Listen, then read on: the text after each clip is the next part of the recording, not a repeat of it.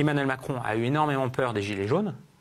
Mais Emmanuel Macron a eu énormément peur. Pourquoi? Parce qu'il a aussi constaté que face au mouvement des Gilets jaunes, il y avait une partie du grand patronat français qui commençait à prendre ses distances avec lui.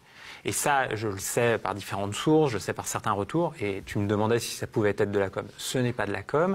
En mois de décembre, ce qu'il faut savoir, c'est qu'au moins le patronat institutionnel, le MEDEF en l'occurrence, syndicat des grands patrons, a été prêt à lâcher plus d'augmentation de SMIC et était prêt également à revenir sur la réforme de l'ISF. Donc parce qu'ils ont eu extrêmement peur par rapport aux Gilets jaunes, et il y a toute une partie du patronat français. Et ça, il faut revenir dans la subtilité, je ne sais pas, mais en tout cas, dans ces secteurs-là, Emmanuel Macron, il est tellement libéral sur le plan économique, tellement néolibéral, qu'il est prêt, il ne s'intéresse pas aux grosses machines rentières du capitalisme français. Lui, ce qu'il veut, c'est son modèle, c'est la Californie.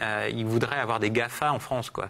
Et donc, tout le vieux capitalisme français, d'une certaine manière, il les met plutôt à distance, il les méprise.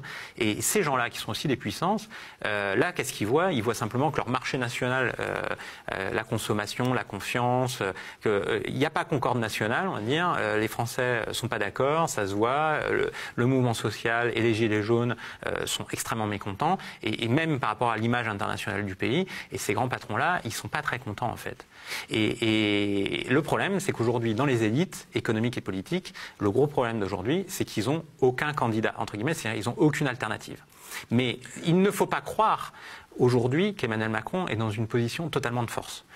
Emmanuel Macron, j'ai encore eu un coup de téléphone suite à la lecture de mon livre d'un de mes contacts, qui m'a dit quand même la chose suivante assez étonnante. En gros, même certaines administrations n'obéissent plus à l'Élysée.